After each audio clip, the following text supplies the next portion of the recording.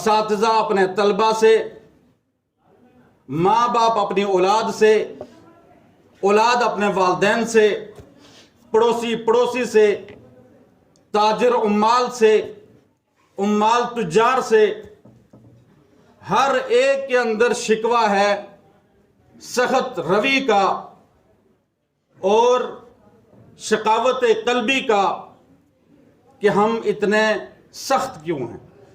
ہمارے رویوں کے اندر اس سختی کی وجہ سے ہمارا معاشرہ، ہماری سوسائٹی سب پریشان ہے۔ لیکن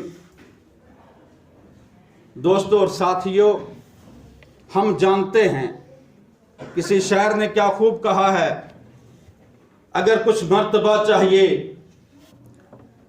مٹا دے اپنی ہستی کو، اگر کچھ مرتبہ چاہیے مٹا دے اپنی ہستی کو، اگر کچھ مرتبہ چاہیے کہ دانہ خاک میں مل کر گل و گلزار ہوتا ہے۔ ہم جب اپنے ارد گرد دیکھتے ہیں، ہمیں بہت خوبصورت پھول دکھائی دیتے ہیں، بہت خوبصورت پھل دکھائی دیتے ہیں، لیکن اگر اس کی حقیقت کے اوپر کہ وہ پھول اتنا خوبصورت کیسے بنتا ہے، وہ اتنے خوبصورت پھل کیسے بنتے ہیں، ان کی اگر حقیقت کے اوپر ہم توجہ دیں تو وہ سب سے پہلے دانہ مٹی کے اندر جانا گوارا کرتا ہے، پھر وہ ایک خوبصورت پھول ہوتا ہے، پھر وہ ایک خوبصورت پھل ہوتا ہے۔ سب سے پہلے دانہ اپنی ہستی کو مٹاتا ہے، لیکن ہمارے اندر تکبر، ہمارے اندر غرور، ہمارے اندر گھمنڈ جیسی نہ جانے کتنی بیماریاں جنم لے رہی ہیں۔ اگر ہم اسلامی طرز کلام کو دیکھیں، اسلامی معاشرے کو دیکھیں، نبی علیہ السلام کے احکامات کو دیکھیں، تو ہم نے صرف نبی علیہ السلام کو اسوہ نماز، روزے، زکوٰۃ اور حج کے اندر مانا ہے، جبکہ اللہ رب العالمین نے اعلان فرمایا تھا لَقَدْ كَانَ لَكُمْ فِي رَسُولِ اللَّهِ أُسْوَةٌ حَسَنَةٌ۔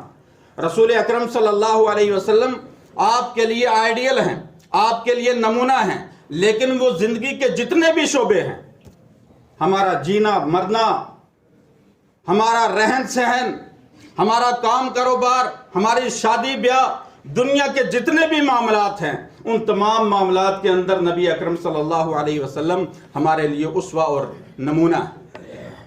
لیکن اگر ہمارے اندر نرمی جیسی صفت سے ہم متصف ہو جائیں گے تو ہمارے اندر شفقت، رحمت، مہربانی، عفو، درگزر جیسے تمام خوبیاں جو اسلامی معاشرے نے دی ہیں وہ ہمارے اندر پیدا ہو جائیں گی۔ دوستو اور ساتھیوں، آج کے مختصر سے وقت میں آپ کے سامنے نرمی کے قرآن حدیث کے اندر کیا فضائل ہیں وہ بیان کروں گا۔ اللہ کے رسول صلی اللہ علیہ وسلم کے بارے میں اللہ رب العالمین نے قرآن کریم کے اندر فرمایا وَلَوْ كُنْتُ فَضًّا غَلِيظَ الْقَلْبِ لَانفَضُّوا مِنْ حَوْلِكَ۔ اے نبی علیہ السلام، اللہ رب العالمین کی مہربانی ہے کہ آپ بہت نرم مزاج ہیں۔ اگر آپ سخت دل ہوتے تو لوگ آپ کے قریب نہ آتے، لوگ آپ کے قریب نہ آتے۔ وجہ کیا بتائی؟ سبب کیا بتایا کہ اگر آپ سخت دل ہوتے تو لوگ آپ کے قریب نہ آتے۔ اگر ہم اسلامی تاریخ کا مطالعہ کریں تو یہ بات واضح ہو جاتی ہے کہ نبی علیہ السلام کے اعلیٰ اخلاق کی وجہ سے اسلام آج ہم تک پہنچا ہے۔ لیکن اگر نبی علیہ السلام سخت دل ہوتے، ان کے اندر شقاوت قلبی ہوتی تو اسلام ہم تک نہ پہنچتا۔ تو سب سے پہلی صفت جو اللہ رب العالمین نے نبی علیہ السلام کے لیے پسند کی وہ نرم دلی تھی۔ حضرت عائشہ رضی اللہ تعالیٰ عنہ، عبداللہ بن عمرو بن عاص رضی اللہ تعالیٰ عنہ فرماتے ہیں نبی علیہ السلام نے فرمایا ای الناس افضل۔ اس سے پہلے ہم نے سنا، ہم اکثر خطبوں میں سنتے ہیں کہ نبی علیہ السلام نے پوچھا کون سا وقت زیادہ افضل ہے، کون سا عمل زیادہ افضل ہے، کون سی چیز زیادہ افضل ہے۔ یہاں پر نبی علیہ السلام نے فرمایا ای الناس افضل، لوگوں میں سب سے اچھا آدمی کون ہے، لوگوں میں سب سے اچھا آدمی کون ہے۔ ہمارے معیار مختلف، ہمارے نزدیک سب سے اچھا کون ہے، ہر انسان کا اپنا ایک معیار ہے، وہ اس کے حساب سے جانتا اور تولتا ہے کہ کون انسان اچھا ہے۔ لیکن نبی علیہ السلام نے جب پوچھا ای الناس افضل، لوگوں میں سب سے افضل کون ہے؟ نبی علیہ الصلوۃ والسلام نے فرمایا کل محموم القلب وصدوق اللسان، ہر محموم القلب اور سچ بولنے والا، سچی زبان والا شخص اللہ رب العالمین کے ہاں سب سے زیادہ افضل ہے۔ صحابہ نے فرمایا اللہ کے رسول صلی اللہ علیہ وسلم صدوق اللسان تو ہم سمجھتے ہیں سچی زبان، سچ بولنے والا شخص ہمارے سمجھ میں آتا ہے، یہ محموم القلب کیا ہے؟ محموم القلب کیا ہے؟ نبی علیہ الصلوۃ والسلام نے فرمایا هو التقی النقی۔ اب نبی علیہ الصلوۃ والسلام کے اس فرمان کے اوپر توجہ دیں۔ نبی علیہ الصلوۃ والسلام نے فرمایا هو التقی النقی، وہ دل جو اللہ کا خوف رکھنے والا ہو، نقی صاف دل ہو، لا اسم فی، اور وہ دل اس کے اندر گناہ نہ ہو، ولا بغی ولا غل ولا حسد، اور اس کے اندر وہ جو دل ہو اس کے اندر کسی قسم کا خوف نہ ہو، گناہ نہ ہو، ظلم نہ ہو، حسد نہ ہو، خیانت نہ ہو۔ ہم محاسبہ کریں اپنی زندگی کا، ہم اپنے نفسوں کو ٹٹولیں کہ کیا جو اوصاف نبی علیہ الصلوۃ والسلام نے سب سے افضل دل کے لیے بتائے ہیں، کیا وہ ہمارے دلوں کے اندر موجود ہیں؟ کیا وہ ہمارے دلوں میں موجود ہیں؟ کیا ہم اللہ سے ڈرتے ہیں؟ اللہ سے ڈرنے کا کیا مطلب ہے کہ اگر ہم اللہ سے ڈرنے والے ہوں گے تو ہم نماز کے پابند ہوں گے، ہمیں اس کا ڈر ہوگا، اس کے احکامات کے اوپر عمل پیرا ہوں گے، اور اگر اس کا ڈر نہیں ہوگا تو پھر ہم اس کے احکامات کے پابند نہیں ہوں گے۔ تو کیا ہمارے اندر ڈرنے والا دل، اللہ رب العالمین سے خوف کھانے والا دل موجود ہے یا نہیں ہے؟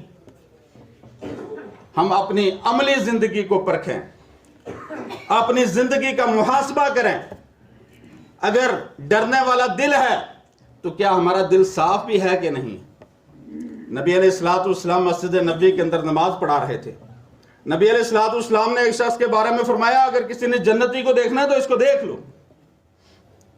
صحابہ نے دیکھا، عام صحابی ہیں جس طریقے سے باقی صحابہ تھے ویسے ہی وہ بھی صحابی ہیں،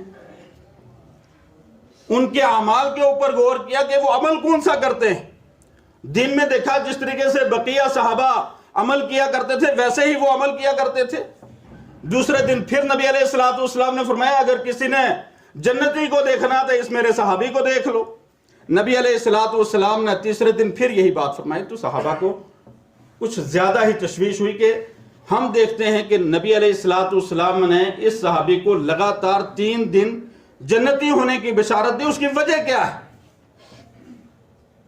اور جب جستجو کی، دن کے جو اعمال تھے وہ سب صحابہ کے ایک جیسے تھے، تو کچھ صحابہ نے کوشش کی کہ ہم رات کے اعمال دیکھیں، ممکن ہے کوئی ایسا عمل کرتے ہوں رات کے اندر جس کی وجہ سے نبی علیہ الصلوۃ والسلام نے ان کو یہ بشارت دی۔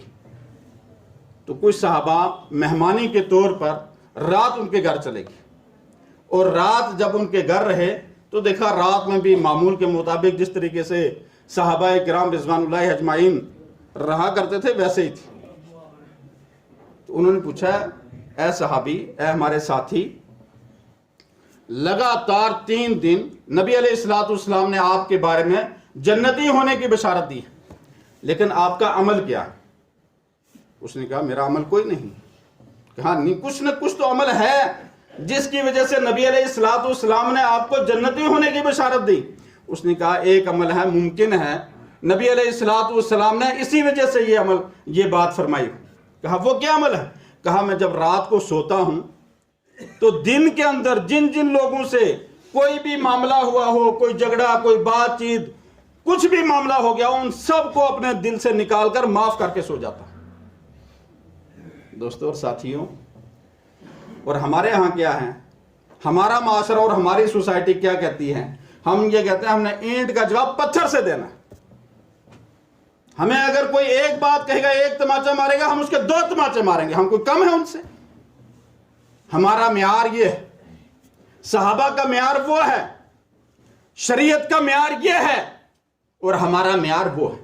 ہم نے دیکھنا ہے، ہم اپنے آپ کو مسلمان کہتے ہیں، ہم اپنے آپ کو کلمہ گو کہتے ہیں اور ہمارے دعوے بہت بڑے بڑے دعوے ہیں، ہم عاشق رسول بھی ہیں، ہم نہ جانے کیا کیا ہیں۔ اور اقبال نے اسی لیے کہا تھا تم سید بھی ہو، تم افغان بھی ہو، تم سب کچھ ہو، بتاؤ مسلمان بھی ہو۔ اگر دعووں کی بات کی جائے پھر تو بہت دعوے ہیں، لیکن حقیقی معنی میں کیا ہم مسلمان ہیں؟ اور اگر مسلمان ہیں تو ہمیں نبی علیہ السلام کی اس حدیث کے مطابق بھی اپنے آپ کو پرکھنا ہوگا جس میں نبی علیہ السلام نے فرمایا تھا المسلم من سلم المسلمون من لسانہ و یدہ، مسلمان وہ ہے جس کی زبان اور اس کے ہاتھ سے دوسرا مسلمان محفوظ رہے۔ آج آپ کورٹ کچہری میں جائیں، آپ کسی بھی جگہ چلے جائیں، ایک مسلمان سے دوسرا مسلمان محفوظ نہیں ہے، نہ وہ ہاتھ سے محفوظ ہے نہ زبان سے محفوظ ہے۔ کیوں؟ کیونکہ ہم نے شریعت کو چھوڑ دیا ہے، ہم نے شریعت کے احکامات کو چھوڑ دیا ہے۔ دوستو اور ساتھیوں، میں عرض کر رہا تھا کہ نبی علیہ السلام نے فرمایا کہ دلوں میں سب سے اچھا دل وہ دل ہے جو اللہ رب العالمین سے ڈرنے والا ہو۔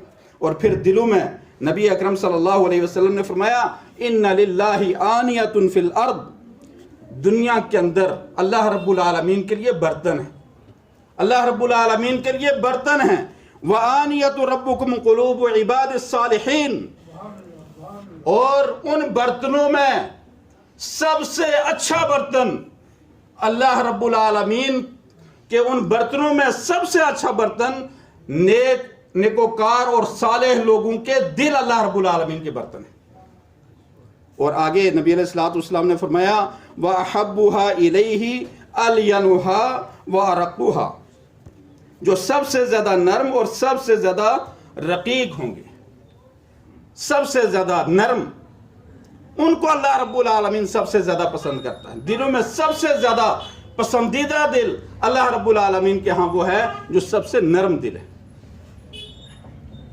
اور ہمارے ہاں اگر کسی سے کوئی بدلہ نہ لے، ہم کہتے ہیں یہ تو بزدل ہے، یہ بدلہ ہی نہیں لے سکا، یہ کس قسم کا آدمی ہے۔ دوستو اور ساتھیوں، حضرت عائشہ صدیقہ رضی اللہ تعالیٰ عنہ فرماتی ہیں کہ ایک وفد نبی علیہ السلام کے پاس سے گزرا، اور ان یہودیوں کا ایک وفد تھا، ان کا السلام علیکم، نبی علیہ السلام کو گالی دی، نبی علیہ السلام کو گالی دی، السلام علیکم، نعوذ باللہ ثم نعوذ باللہ، اے نبی علیہ السلام آپ کی موت ہو جائے۔ حضرت عائشہ رضی اللہ تعالی عنہ فرماتی ہیں فَفَهِمْتُهَا فَقُلْتُ وَعَلَيْكُمُ السَّلَامُ، میں ان کی بات کو سمجھ گئی۔ کون کہتے ہیں؟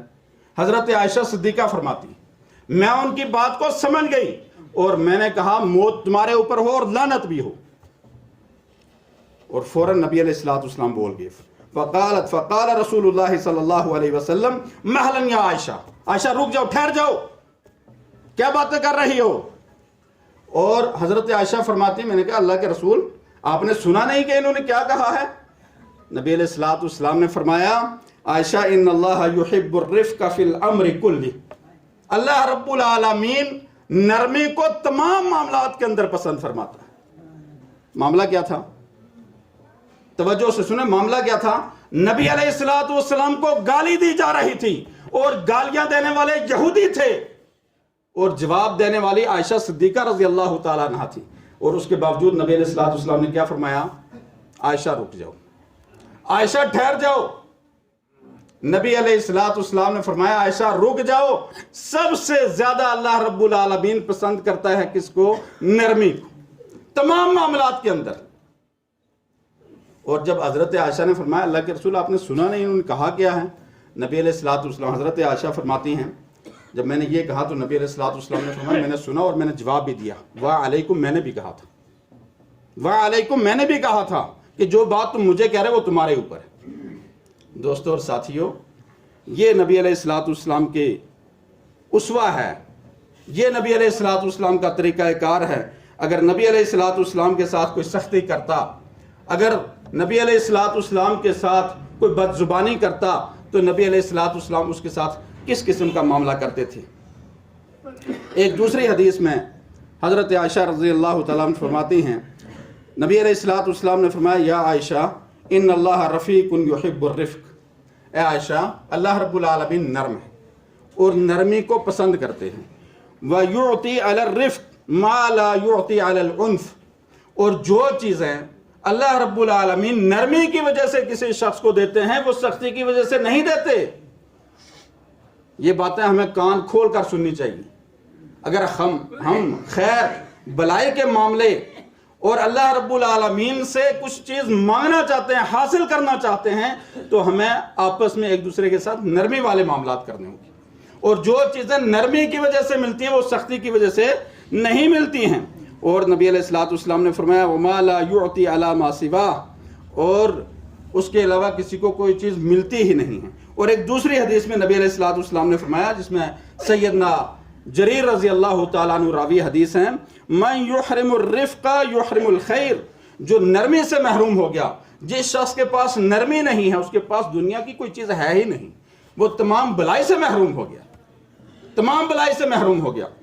اور دوسری حدیث میں فرمایا من حرم الرفق حرم الخیر او من یحرم الرفق یحرم الخیر، جو نرمی سے محروم ہوا وہ خیر سے محروم ہو گیا۔ دوستو اور ساتھیو، یہ تھی چند فضیلت کتاب و سنت سے نرمی کی حوالے سے۔ اب ہمیں ہمارے معاشرے میں نرمی کا برتاؤ کس طریقے سے کرنی چاہیے، اس کی صورتیں کیا کیا ہیں، چند چیزیں میں آپ کے سامنے ذکر کر کے اپنی بات کو ختم کروں گا۔ سب سے پہلے ہے فرائض کی ادائیگی کے اندر نرمی برتنا۔ اللہ رب العالمین نے قرآن کریم کے اندر ارشاد فرمایا یرید اللہ بکم الیسر ولا یرید بکم العسر، اللہ رب العالمین آپ کے لیے آسانی چاہتا ہے، مشکل نہیں چاہتا ہے۔ اور یہی بات نبی علیہ الصلوۃ والسلام نے فرمائے ان الدین یسر، دین آسانی کا نام، مشکل کا نام نہیں ہے۔ لیکن بعض لوگ دین کو اپنے اوپر سخت بنا لیتے ہیں، اور علامہ ابن قیم رحمۃ اللہ علیہ نے اس کی تشریح کرتے ہوئے فرمایا کہ اپنے اوپر کس طریقے سے لوگ دین کو سخت بنا لیتے ہیں۔ دین کو اس طریقے سے سخت بناتے ہیں، بہت ساری چیزیں اللہ رب العالمین فرض نمازیں بتائی ہیں، ہم فرض بھی نہیں پڑھتے ہیں، لیکن اس کے باوجود ہم نظر و نیاز کے نام پر نظریں مان لیتے ہیں۔ اگر ہمارا فلاں کام ہو گیا تو میں اتنے نفل پڑھوں گا، میرا فلاں کام ہو گیا تو میں اتنے روزے رکھوں گا۔ اب یہ روزے رکھنا اور یہ نماز پڑھنا، نفل نماز پڑھنا، نظر کی وجہ سے اپنے اوپر واجب کر دیا، نظر کی وجہ سے واجب کر دیا، جبکہ وہ فرض پڑھنے کی طاقت نہیں رکھتا ہے، فرض نہیں پڑھتا ہے، لیکن اس نے نظر مان کر اپنے اوپر دینی اعتبار سے اس مشقت کو ڈال دیا۔ اور دوسری بات یہ ہوئی ہے کہ ہم جو نظر مانتے ہیں وہ نظر اللہ رب العالمین کے ساتھ شرط لگا لیتے ہیں، شرط لگا لیتے ہیں ہمارا یہ کام ہوگا تو میں اتنی رکعت نماز نفل ادا کروں گا، میرا یہ کام ہوگا تو میں اتنے روزے رکھوں گا، میرا یہ کام ہوگا تو میں صدقہ دوں گا، میرا یہ کام ہوگا تو میں فلاں کروں گا۔ یہ اللہ کے ساتھ شرط ہے، یہ اللہ کے ساتھ شرط ہے۔ تو اللہ کے ساتھ شرط لگانے کی ضرورت نہیں ہے، ہمیں اللہ سے ویسے ہی مانگنا چاہیے، کیونکہ ہمیں پتہ ہے کہ بغیر اللہ کے دینے والا کوئی نہیں، اللہ کے علاوہ کوئی دینے والا نہیں ہے، اس کو شرطوں کی ضرورت نہیں ہے۔ ہم بغیر شرط کے اللہ سے مانگیں، اور یہ تبھی ہوگا جب ہمارا پورا یقین، اعتماد، سب چیزیں اس چیز کے اوپر دال ہوں گی کہ اللہ رب العالمین کے علاوہ کوئی دے ہی نہیں سکتا۔ اور یہ بات ہم اقرار کرتے ہیں ہر نماز کے اندر، ایاک نعبد و ایاک نستعین، اقرار کرتے ہیں۔ اور جتنی بھی عبادات جو ارکان اسلام ہیں ان کی اگر بنیادی چیز دیکھی جائے تو اس کے اندر یہی اقرار ہے، یہی اقرار ہے کہ ہم تیری ہی عبادت کرتے ہیں اور تجھ ہی سے مدد مانگتے ہیں۔ دوسری بات، ہم جب لوگوں کو دعوت دیتے ہیں، دین کی دعوت دیتے ہیں، امر بالمعروف اور نہی عن المنکر، اس کے لیے دعوت دیتے ہیں تو اس کے اندر بھی نرمی ہونی چاہیے، اس کے اندر بھی سختی نہیں ہونی چاہیے۔ اگر ہم قرآن کریم کا مطالعہ کریں تو اللہ رب العالمین نے جب موسیٰ علیہ السلام کو فرعون کے پاس بھیجا تو وہاں پر بھی یہی بات کہی کہ قولا قولا لینا، تم ان سے آرام کے ساتھ نرم بات کہنا۔ اگر اللہ رب العالمین چاہتے تو سخت بات کا بھی کہہ سکتے تھے، سخت بات کا بھی کہہ سکتے تھے۔ اور ایک طرف فرعون جو انا ربکم الاعلی کا اعلان کر رہا تھا، میں سب سے بڑا رب، لیکن اس کے باوجود اللہ رب العالمین نے فرمایا کہ تم نے نرم انداز کے اندر دعوت و تبلیغ کا کام کرنا ہے۔ دوسری جگہ اللہ رب العالمین نے فرمایا ادعو الی سبیل ربک بالحکمہ والموعظۃ الحسنہ وجادلہم باللتی ہی احسن۔ آپ کو حکمت کے ساتھ، موعظت کے ساتھ، اور اگر بحث و تکرار کی بات آ بھی جائے، بحث و تکرار کی بات آ بھی جائے تو احسن انداز کے اندر بحث و تکرار کی جائے، تاکہ وہ جھگڑا نہ بنے، تاکہ ایسا نہ ہو کہ آپ دعوت دیتے دیتے اتنے ایک دوسرے سے متنفر ہو جائیں کہ بعد میں سلام کرنا بھی آپ گوارا نہ کریں۔ دعوت کی یہ پہلو ہے۔ اور جس طریقے سے اللہ رب العالمین نے حضرت ابراہیم علیہ السلام اور ان کے بیٹے حضرت ابراہیم علیہ السلام اور ان کے باپ کا تذکرہ جو ہے قرآن کریم کے اندر فرمایا قال اراغب انت عن الہتی یا ابراہیم لئن لم تنتہی لارجمنک وہجرنی ملیا۔ سورہ مریم کے اندر یہ آیت ہے۔ اللہ رب العالمین نے فرمایا قال سلام علیک ساستغفر لک ربی انہ کان بی حفیہ۔ یہاں پر حضرت ابراہیم علیہ السلام کے والد نے کہا کہ میں تمہیں جو ہے رجم کر دوں گا، تم نے اپنے باپ دادا کا دین چھوڑ دیا ہے۔ اس کے باوجود بھی حضرت ابراہیم علیہ السلام نے اپنے والد کے اس سخت رویے کے باوجود بھی حضرت ابراہیم علیہ السلام نے فرمایا میں آپ کو سلام کہتا ہوں۔ سلام کا کیا مطلب ہے؟ ہم بھی سلام کہتے ہیں ایک دوسرے کو۔ سلام کا مطلب ہے سلامتی، امن، شانتی۔ اب میں نے سلام کر دیا تو سلام کے بعد میری طرف سے تجھے کوئی تکلیف نہیں ہوگی، کوئی دکھ پریشانی کچھ نہیں حاصل ہوگا۔ لیکن ہم ایک طرف سے سلام کرتے ہیں، دوسری طرف سے تدبیریں بھی کرتے ہیں۔ ہم تدبیریں بھی کرتے ہیں، ہم سلام کا معنی ہی نہیں سمجھے، کیونکہ یہ عربی کا لفظ ہے۔ ہم سمجھتے ہیں یہ کوئی روایتی کام ہے، جس طریقے سے سب لوگ کرتے ہیں عادتاً ویسے ہی کر رہے۔ دوستو اور ساتھیو، سلامتی کا مطلب کیا ہے اس کو سمجھیں، اور کہیں ہم سلام کرتے ہوئے جھوٹ تو نہیں بول رہے۔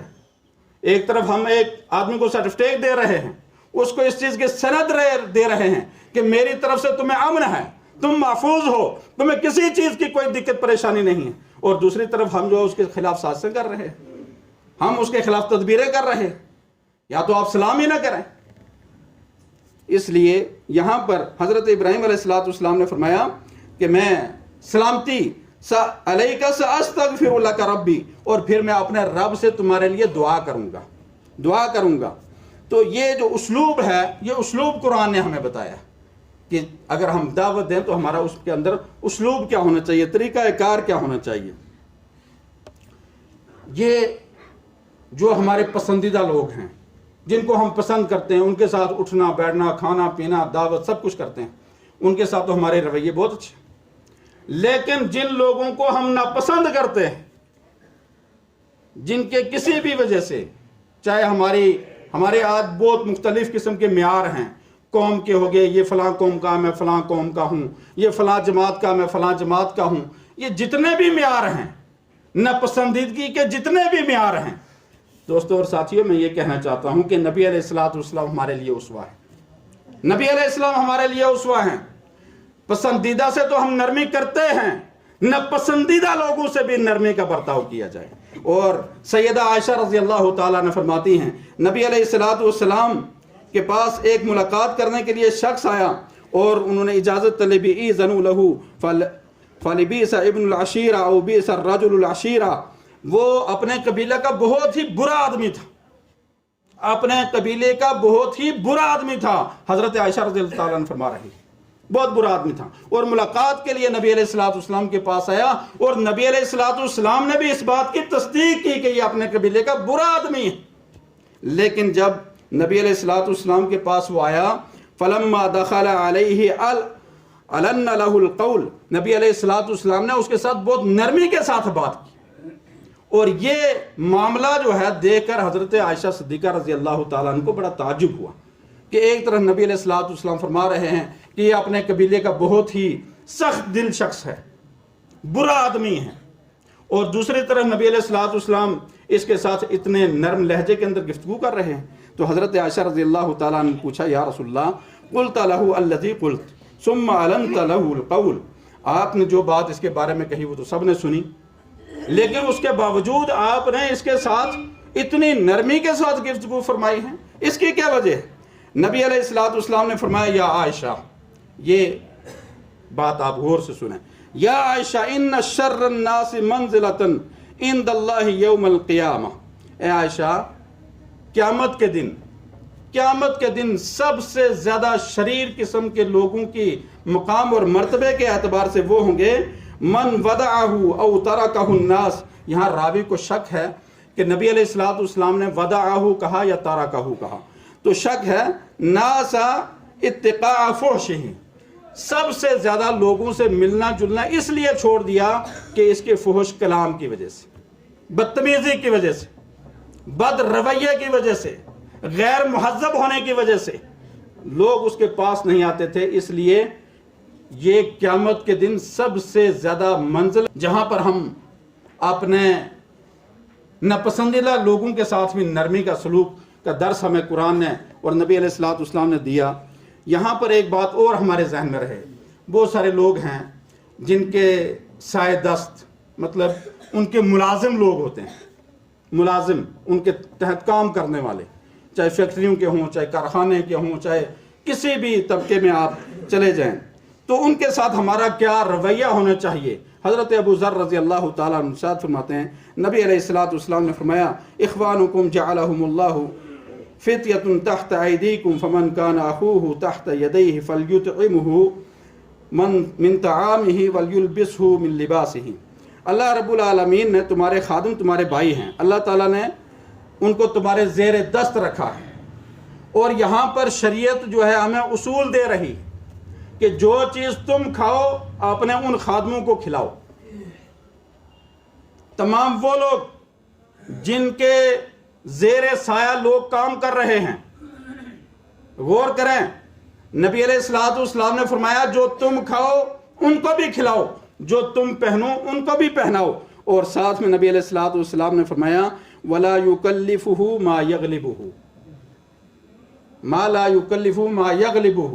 بہت سارے کام ایسے ہوتے ہیں، کام کرنے والوں میں بہت بزرگ بھی ہوتے ہیں، بچے بھی ہوتے ہیں، جوان بھی ہوتے ہیں، ہر قسم کا طبقہ کام کرتا ہے، لیکن ان کام کرنے والوں میں اس کام کا مکلف نہ ٹھہرایا جائے جس کی وہ طاقت نہ رکھتا ہو، جس کی وہ طاقت نہ رکھتا ہو اس کام کا مکلف اس کو نہ ٹھہرایا جائے. یہ نبی علیہ الصلوۃ والسلام کا فرمان ہے. فَإِن كَلَّفَهُ مَا يَغْلِبُهُ فَلْيُعِنْهُ. اور اگر آپ کے پاس کوئی دوسرا آدمی نہیں ہے اس کام کے لیے، آپ اسی کو اس کام کے لیے مکلف کر رہے ہیں، تو پھر اس کام کے اندر اس کی مدد کی جائے، اس کام کے اندر اس کے ساتھ اس کی مدد کی جائے، اس کو اکیلا نہ چھوڑا جائے، اس کی مدد کی جائے. کیا ہم کرتے ہیں؟ کیا ہمارا معاشرہ کرتا ہے؟ ہم تو کہتے ہیں نوکر ہے، یار ہم نے دیہڑی کے لیے رکھا ہے، دیہڑی کے پیسے لے کر جائے گا، پھر بھی میں اگر جو ہے اس کو کٹے اٹھواتا رہوں گا، میں بھی اس کو بوریاں اٹھواتا رہوں گا، پھر اس کو مزدور کو رکھنے کی ضرورت کیا؟ ہمارا رویہ یہ ہے، ہمارا رویہ یہ ہے کہ میں نے تو اس کو مزدوری دینی ہے، اگر میں بھی اس کے ساتھ کام کرتا رہوں تو پھر مزدوری کس چیز کی؟ اور مجھے کوئی ساتھی بتا رہا تھا 2 دن پہلے کی بات ہے کہ ایک جگہ کوئی مزدور تھا بیچارہ، اس کو چوٹ لگ گئی مزدوری کرتے ہوئے اس کو چوٹ لگ گئی، آدھی دیڑھی ہوئی، تو گھر کی جو مالکن تھی انہوں نے لا کر ان کو آدھی دیڑھی کے پیسے دے دیے، کہا تمہاری آدھی دیڑھی لگی ہے جاؤ. اس کے علاج معالجے کا نہیں سوچا، اس کو کسی دوائی خانے یا کسی ہاسپٹل میں لے جانے کا نہیں سوچا. یہ مسلمان ہیں، یہ مسلمان ہیں، اور دعوے ہمارے بہت بڑے ہیں. دوستو اور ساتھیوں، غور کرنے کی ضرورت ہے، اپنے آپ کا محاسبہ کرنے کی ضرورت ہے. اس بات کی ضرورت ہے کہ ہم نبی علیہ الصلوۃ والسلام کی جن تعلیمات کا دعویٰ کرتے ہیں، کیا ان تعلیمات کے بارے میں ہمیں علم بھی ہے کہ نبی علیہ الصلوۃ والسلام نے ان معاملات کے اندر ان کا اسوہ کیا ہے، ان کی تعلیم کیا ہے؟ کبھی آپ نے سوچا ہے اس کے اوپر؟ غور کرنے کی ضرورت ہے. اور تیسری بات، بہت سارے لوگ غریب ہوتے ہیں، مسکین ہوتے ہیں، ان کے کچھ معاملات ایسے ہوتے ہیں کہ وہ بذات خود اتنے خود کفیل نہیں ہوتے کہ وہ کام کر جائیں، وہ دوسروں سے قرض لے لیتے ہیں، اور اگر ٹائم کے اوپر قرض کی ادائیگی نہ ہو سکے تو پھر جس سے قرض لیا ہوتا ہے وہ بڑا غلط معاملہ ہوتا ہے۔ نبی علیہ الصلوۃ والسلام کا فرمان میں آپ کے سامنے ذکر کر دیتا ہوں۔ نبی علیہ الصلوۃ والسلام نے فرمایا، حضرت حذیفہ بن یمان رضی اللہ تعالیٰ عنہ راوی حدیث ہیں، فرماتے ہیں طلقت الملائکۃ روح رجل ممن کان قبلکم قالوا عملت من الخیر شیئا، فرمایا کہ تم سے پہلے گزشتہ امتوں کے کسی شخص کی روح کے پاس موت کے وقت فرشتے آئے اور پوچھا کہ تم نے کچھ اچھے کام بھی کیے ہیں کہ نہیں کیے؟ تو اس نے کہا کنت آمر فتیانی ان ینظروا ویتجاوزوا عن المؤثر، کہا میں نے زیادہ کچھ کام تو نہیں کیے ہیں، لیکن میں اتنا ضرور کیا ہوں کہ جن لوگوں کو قرضہ دیتا رہا، ادھار دیتا رہا، اگر ان کے پاس ادائیگی کے لیے قرض نہیں ہوا کرتا تھا تو میں ان کے اوپر سختی نہیں کرتا تھا۔ میرا کوئی بڑا عمل نہیں ہے، میں تہجد گزار نہیں تھا، کچھ نہیں کیا، صرف اتنا کیا کرتا تھا کہ جن لوگوں کا میں قرضہ لینا ہوتا تھا ان کے پاس اگر دینے کے لیے نہیں ہوتا تو میں سختی نہیں کیا کرتا تھا۔ نبی علیہ الصلوۃ والسلام نے فرمایا، راوی نے بیان کیا، نبی علیہ السلام نے فرمایا فتجاوز عنہ، پھر فرشتوں نے اس کو بھی درگزر کر دیا، فرشتوں نے اس کو بھی درگزر کر دیا کہ اگر تو ان لوگوں سے سختی نہیں کرتا تھا تو اللہ کے فرشتے تیرے اوپر بھی سختی نہیں کریں گے۔ دوستو اور ساتھیوں، ہم بھی قرضے دیتے ہیں، لیتے بھی ہیں، اس کے اوپر، اس پوائنٹ کے اوپر بھی آپ غور کریں۔